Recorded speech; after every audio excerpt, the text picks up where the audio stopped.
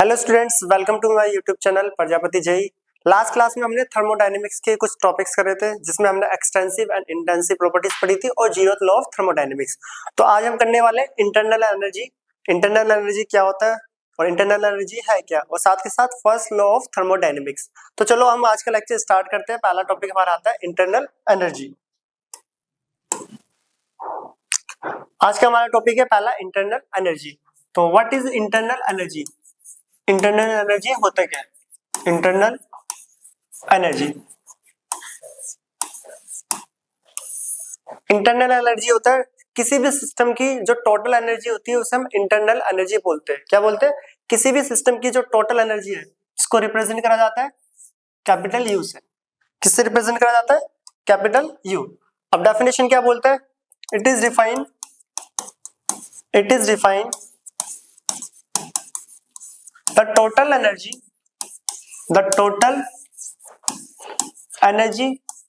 of a system, the total energy of a system such as vibrational energy,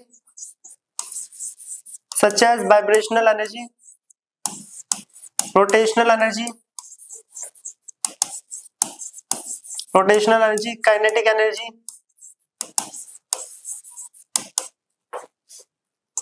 kinetic energy etc। किसी भी system की जो total energies होती है, उस सब के सम को क्या बोलते हैं हम? इंटरनल energy. Vibrational, rotational, kinetic, nuclear, ठीक है, मोशनल, जो भी एनर्जी होगी, जितनी भी, सबके सबको हम क्या बोलते हैं? Internal energy. Is known as internal energy, ठीक है। Mechanical energy, kinetic, rotational, vibrational, nuclear, chemical, जितनी भी एनर्जी होगी किसी भी सिस्टम की टोटल एनर्जी को हम बोलते हैं इंटरनल एनर्जी। इसको सिंपली यू से रिप्रेजेंट करा जाता है, and U is equal to E1 plus E2 plus E3 plus En। किसी भी सिस्टम की जो टोटल एनर्जी होता है, इन सब का सम कहलाता है इंटरनल एनर्जी, जिसको हम रिप्रेजेंट करते हैं यू से। थर्मोडायनेमिक्स में इंटरनल एनर्जी अब बार बार यूज होगा, और ये जो सिंबल है यू, इंटरनल एनर्जी, ये हर जगह यूज होने वाला है। अब इंटरनल एनर्जी 3 फैक्टर्स पे डिपेंड करती है। ये बेसिकली बोर्ड के एग्जाम में पूछा भी जाता है, जो 11th क्लास के एग्जाम्स होते हैं उसमें, कि internal energy depends upon 3 factors. Internal energy किन पे डिपेंड करती है? 3 फैक्टर्स पे डिपेंड करती है, ठीक है। तो याद रखना, इंटरनल एनर्जी होती क्या? Total energy of A system.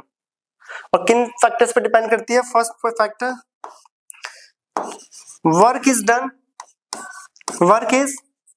Done on और बाय द सिस्टम।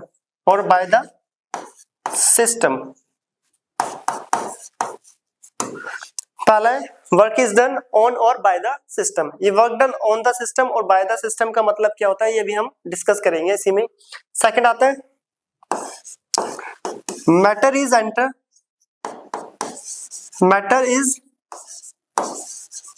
एंटर और लीव द सिस्टम,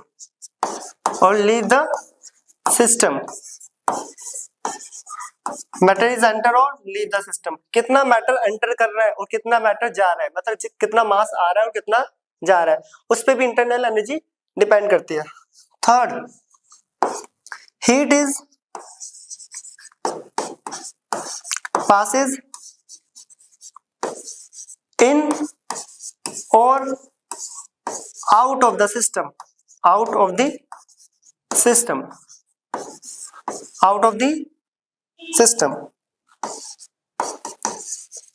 कितनी हीट रिक्वायर्ड, मतलब कितनी हीट दी जा रही है और कितनी हीट रिलीज हो रही है, एमिट कर रही है, उस पे भी इंटरनल एनर्जी डिपेंड करती है। तो इंटरनल एनर्जी 3 फैक्टर्स पे डिपेंड करता है। पहला होता है वर्क डन ऑन और बाय द सिस्टम। बहुत इंपॉर्टेंट है ये वर्ड, ऑन द सिस्टम और बाय द सिस्टम। अभी हम पढ़ने वाले क्या होता है। मैटर इज एंटर और लीव द सिस्टम, कितना मैटर आ रहा है और कितना मैटर जाएगा। And last one is heat is passes in और आउट ऑफ द सिस्टम, कितनी हीट दी जा रही है और कितनी हीट रिलीज हो रही है, उस पे भी इंटरनल एनर्जी डिपेंड करती है। तो यहाँ पे हमें पता चल रहा है जो इंटरनल एनर्जी क्या होता है, किसी भी सिस्टम की टोटल एनर्जी को हम इंटरनल एनर्जी बोलते हैं, जो कि U is equal to E1 plus E2 plus E3 dot dot dot EN, सभी एनर्जी के सम को इंटरनल एनर्जी बोला जाता है। सेकंड आता है इंटरनल एनर्जी के जो फैक्टर्स हैं, किन किन फैक्टर्स पे डिपेंड करती है, वर्क पे, मैटर, हीट, कितना वर्क डन हो रहा है ऑन द सिस्टम और बाय द सिस्टम। अब ये ऑन और बाय द सिस्टम क्या है अभी हम देखते हैं एक बार। उसके बाद आता है मैटर इज एंटर और लीव द सिस्टम, कितना मैटर एंटर कर रहा है और कितना मैटर लीव कर रहा है, निकल रहा है। हीट इज पासिस इन और आउट ऑफ द सिस्टम, कितनी हीट दी जा रही है और कितनी हीट रिलीज हो रही है, इस पे भी इंटरनल एनर्जी डिपेंड करती है। तो यहाँ पे एक वर्ड आ रहा है work done on the system और बाय द सिस्टम। केमिस्ट्री में ऑन द सिस्टम और बाय द सिस्टम का क्या मतलब होता है पहले यही समझ लेते हैं। तो नेक्स्ट स्लाइड लेते हैं, पहले ये नोट करें, फिर हम आते हैं नेक्स्ट स्लाइड पे।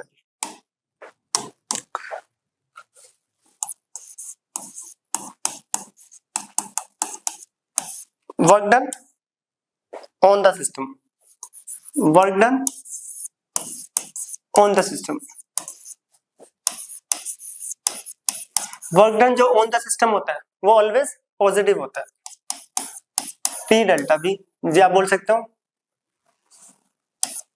पॉजिटिव। ऑन द सिस्टम का मतलब होता है कॉन्ट्रैक्शन,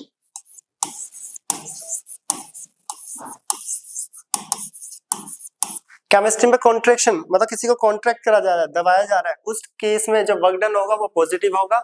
और जब work done by the system होता है, work done by the system जिसे बोलते हैं एक्सपेंशन, वो होता है नेगेटिव, नेगेटिव। अब ये P डेल्टा V कैसा है वर्क डन, ये भी हम सीखेंगे। ये होता है नेगेटिव, दिख रहा होगा नेगेटिव। अभी हमें यहाँ पे ये समझना है कि work done on the system का मतलब होता है कॉन्ट्रैक्शन, कॉन्ट्रैक्ट करा जा रहा है, और work done by the system होता है expansion. On the system positive और बाय द सिस्टम नेगेटिव। समझने के लिए यहाँ पे एक पिस्टन लेते हैं, एक सिलेंडर है, इस पे एक पिस्टन लगा हुआ है,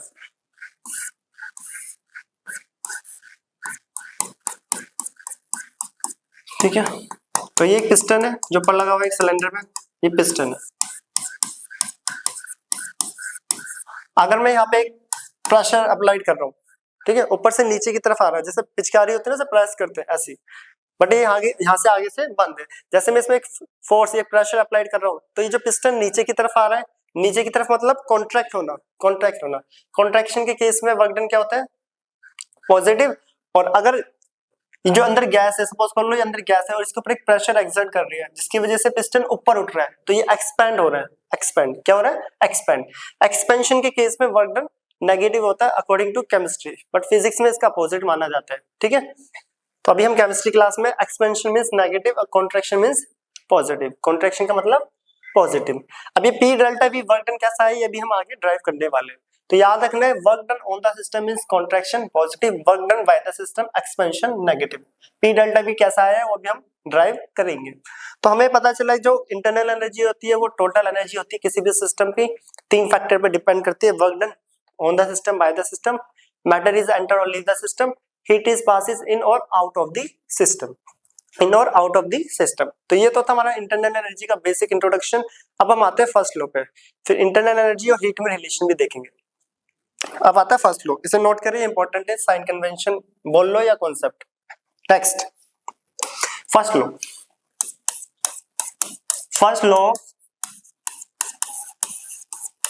thermodynamics, first law of thermodynamics.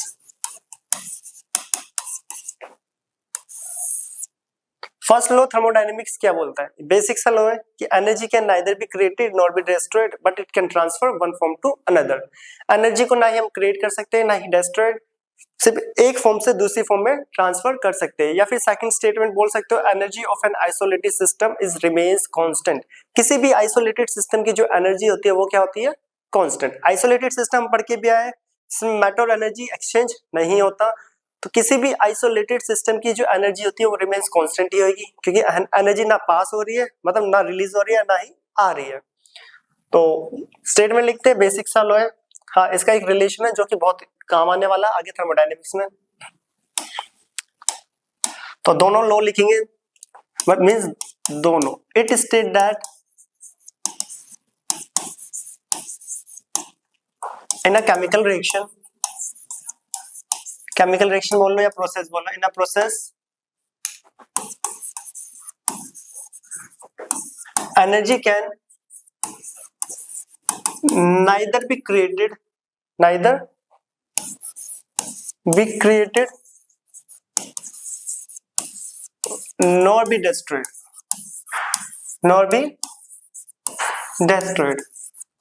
but it can transfer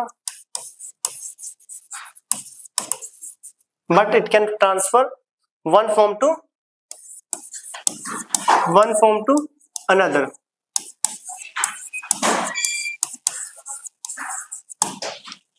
और सेकंड स्टेटमेंट जनरली आपको बुक में मिलेगी, energy of an isolated system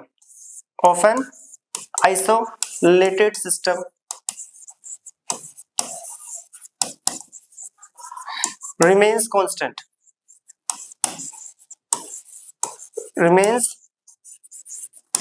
constant energy of an isolated system remains constant. Second statement generally बुकों में मिलती है और ये ही लिखनी होती है स्टैंडर्ड जो स्टेटमेंट है क्लास 11th के according. It state that energy of an isolated system is remains constant. किसी भी आइसोलेटेड सिस्टम की जो एनर्जी होती है वो कांस्टेंट। आइसोलेटेड सिस्टम याद होगा हमने पढ़ा था आइसोलेटेड सिस्टम जिसमें एनर्जी और मैटर दोनों ही एक्सचेंज नहीं होता। तो फर्स्ट लॉ बताता है कि energy can neither be created nor be destroyed, वो हमें पहले ही पता है छोटी क्लासेस से, जिसको थोड़ा साइंटिफिक वर्ड में लैंग्वेज में लिख दिया कि energy of an isolated system is remains constant. किसी भी आइसोलेटेड सिस्टम की जो एनर्जी होती है वो रिमेन्स कांस्टेंट होती है। और फर्स्ट लॉ में एक रिलेशन देता है delta U is equal to Q plus W. U यहाँ पे क्या है, change in internal energy, Q heat है यहाँ पर एंड डब्ल्यू वर्क डन। तो delta U equal to Q plus W, ये रिलेशन याद रखना, इस पे क्वेश्चंस भी आएंगे और आगे ये बहुत यूज होने वाला है। फर्स्ट लॉ का relation delta U equal to Q plus W.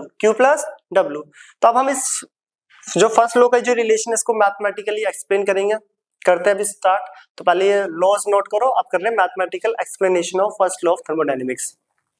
तो स्टार्ट करते हैं mathematical explanation. Mathematical explanation of first law.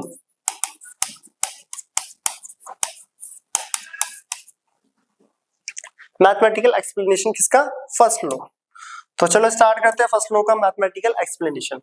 हमें पता है देख लो, internal energy of a system increases by two ways। हम इंटरनल एनर्जी दो तरीके से बढ़ा सकते हैं किसी भी सिस्टम की। First by doing work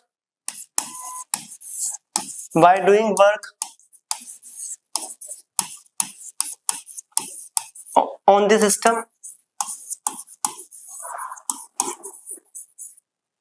system ले लो या कोई बाय द सिस्टम, ठीक है। अभी हम ऑन द सिस्टम के लिए कर रहे हैं, बाय द सिस्टम में लास्ट में लिख देंगे। सेकंड by supplying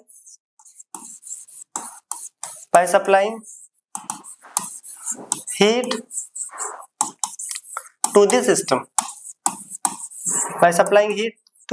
system, याद रखना मैंने यहाँ पे भी ऑन द सिस्टम के लिए लिखा है, जो भी फाइनल रिलेशन आएगा उसमें नेगेटिव कर देंगे वो बाय द सिस्टम हो जाएगा, ठीक है। तो ये ऑन द सिस्टम के लिए कर रहे हैं, लास्ट फाइनल रिलेशन में हम नेगेटिव कर देंगे तो हो जाएगा bye the system. On the system का मतलब contraction and by the system का मतलब एक्सपेंशन। तो ये हमारे पास एक कंटेनर जिसमें ये पिस्टन लगा हुआ है, ठीक है, जिसकी इंटरनल एनर्जी क्या है U1। इसकी इंटरनल एनर्जी कितनी है U1। अगर वर्क डन, इसमें वर्क डन हो रहा है ऑन द सिस्टम, तो बताओ इंटरनल एनर्जी क्या हो जाएगी, इंटरनल एनर्जी हो जाएगी U1 प्लस W। यस और नो, वर्क डन अगर ऑन द सिस्टम हो गया तो इंटरनल एनर्जी क्या होगी U1 plus W। And second बोल रहे हैं by supplying heat to the system, by supplying heat to the system, work done करा था 3 के W हो गया, सप्लाइंग हीट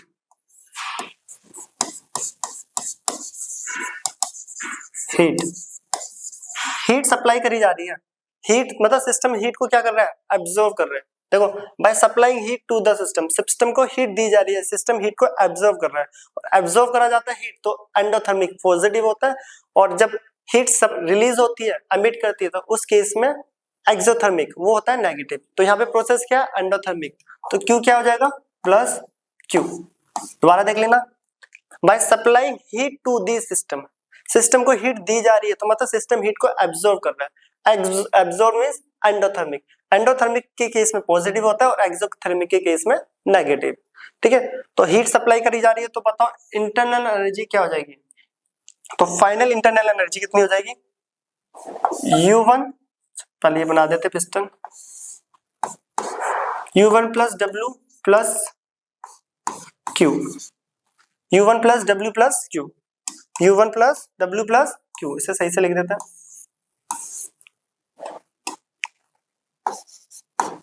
Q, जो कि किसके बराबर हो गया, फाइनल इंटरनल एनर्जी। किसके बराबर हो गया, फाइनल इंटरनल एनर्जी।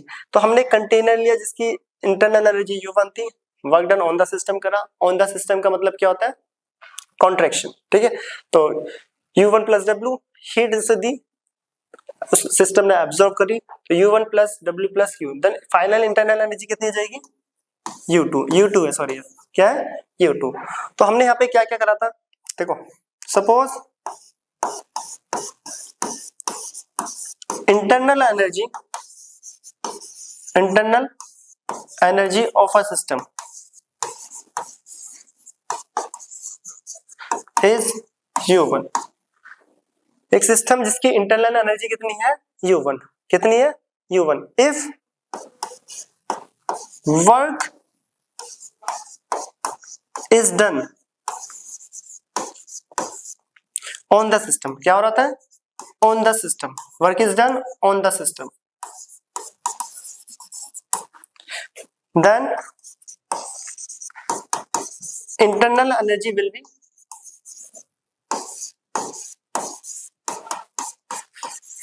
तो work done on the system हो रहा, तो इंटरनल एनर्जी क्या हो गया U1 प्लस W। यही हुआ था, देखो work done on the system हुआ मतलब पॉजिटिव W, तो क्या हो गया U1 प्लस W। एंड उसके बाद हमने क्या करा, क्या supplying heat to the system, तो फाइनल इंटरनल एनर्जी कितनी होगी, तो मैं यहाँ पे लिख रहा हूं if supplying heat to the system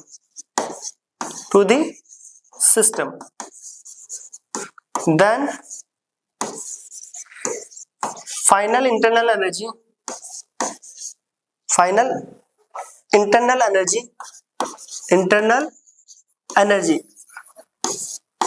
will be कितना हो जाएगा, फाइनल इंटरनल जिसको हम U2 मान रहे हैं, वो हो गया U2 बराबर हो गया U1 plus W plus Q।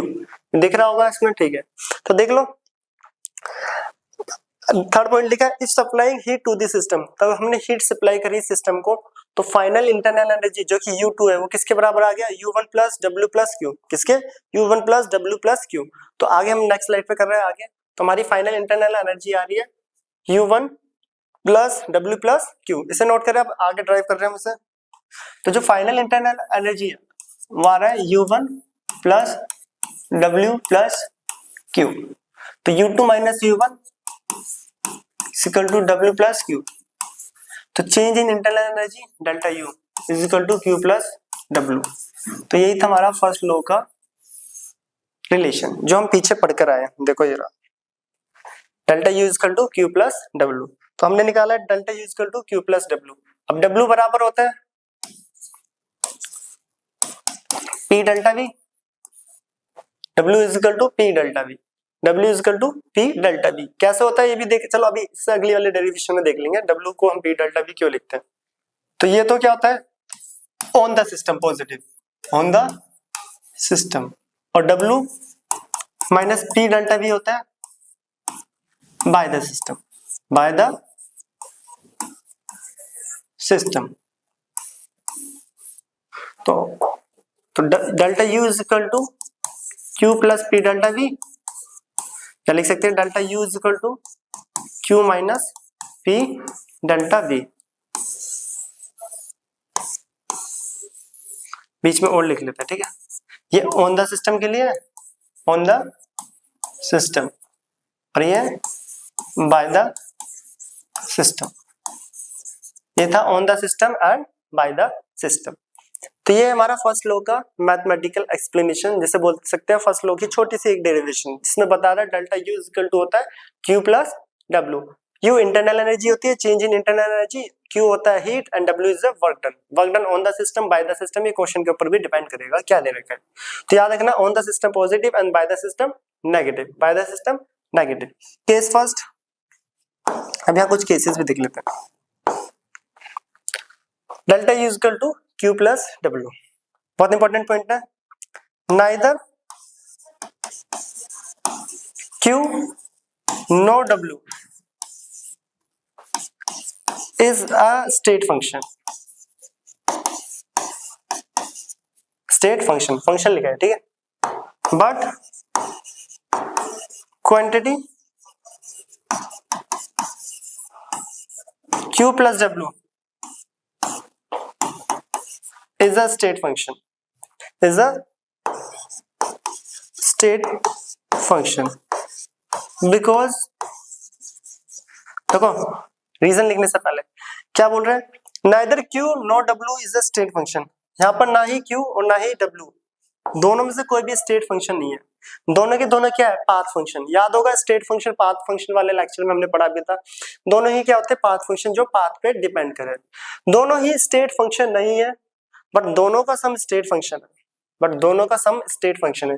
कि जो दोनों का सम है वो किसके इक्वल है, डेल्टा यू, और यू क्या होता है एनर्जी, और एनर्जी क्या होता है एक state function. Because energy is a state function, कि दोनों का सम किसके इक्वल है यू, किसके इक्वल है यू, और यू जो होता है इंटरनल एनर्जी, सभी एनर्जी का सम। तो एनर्जी एक स्टेट फंक्शन है, इसलिए क्यू प्लस डब्ल्यू का सम स्टेट फंक्शन होगा। ये पता होना चाहिए बेसिक सी एक लाइन है। बिकॉज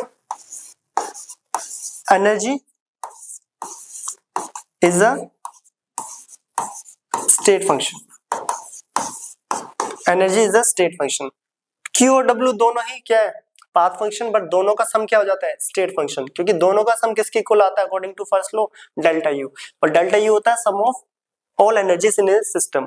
तो एनर्जी होती है वो स्टेट फंक्शन है, इसलिए दोनों का सम क्या हो गया state function. Second case second, next page पे करते हैं केस सेकंड को।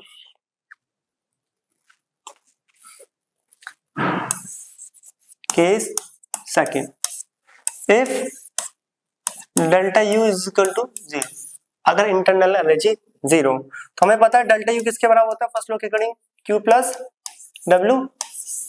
फर्स्ट लॉ डेल्टा U 0 हो गया तो Q is equal to minus W। It means heat absorb by the system, इसका मतलब क्या है heat absorb by the system is equal to दी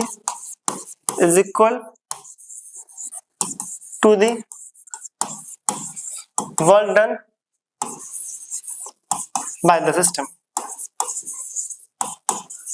इसका मतलब क्या है, तो हीट एब्जॉर्ब करी जा रही है वो किसके बराबर है work done by the system के, क्योंकि माइनस डब्ल्यू जो होता है वो होता है by the system, minus W जो होता है बाय द सिस्टम। इसका मतलब है heat absorb by the system is equal to the work done by the system.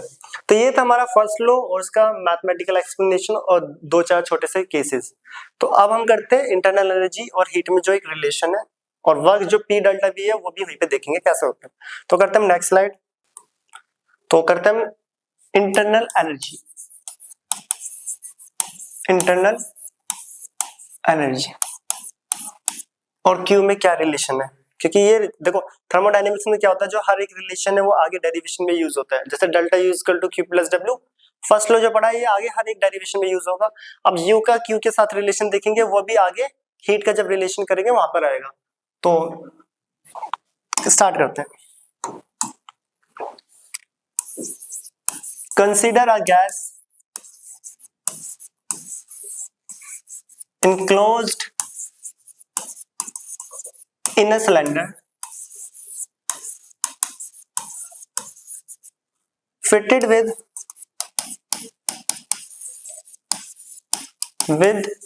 a frictionless piston. Frictionless piston. तो हमने एक सिलेंडर कंसीडर करा है, तो यहां पे ड्रॉ कर लेते हैं।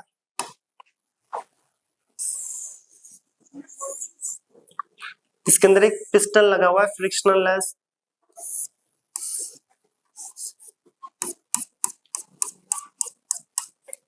ठीक है, और इसके अंदर क्या है, गैसेस, गैस। ये एरिया ऑफ क्रॉस सेक्शन है, जो भी है कि सिलेंडर है नीचे से, और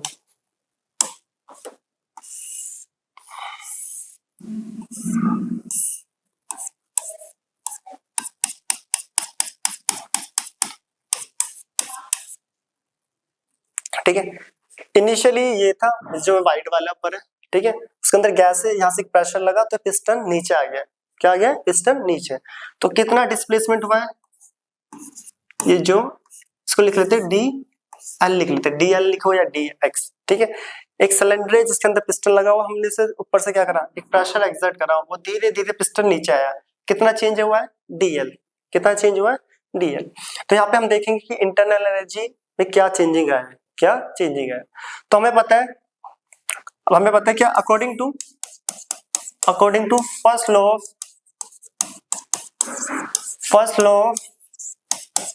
thermodynamics, delta U equal to Q plus W. अभी हमने पढ़ा है ये रिलेशन, मैंने बोला भी था हर एक रिलेशन आगे बार बार यूज होने वाला है। इक्वेशन फर्स्ट, यस और no, equation first we know. तो यहाँ पे जब पिस्टन के ऊपर एक प्रेशर एक्सर्ट हुआ तो उसने कितना वर्क डन करा है। वर्क डन होता है क्या है, work done force into displacement, force into displacement. यहाँ पे डिस्प्लेसमेंट कितना है, डीएल। कितना चेंज आया है, DL, small change, DL, yes और नो, फोर्स इनटू डिस्प्लेसमेंट। और हमें ये भी पता है जो प्रेशर होता है, बेसिक सा formula, force upon area. Pressure is equal to force upon area, या एरिया ऑफ क्रॉस सेक्शन। ये जो बेस है, ये एरिया, ये पिस्टन का जो जितना एरिया एक्सर्ट कर रहा है, ठीक है। तो फोर्स प्रेशर अपॉन एरिया, तो force is equal to pressure into, sorry, pressure जो होता है force upon area, then force is equal to pressure into area, yes और नो। तो फोर्स की जगह पे क्या आ जाएगा, तो work done is equal to, force की जगह पे आ गया pressure into area into DL.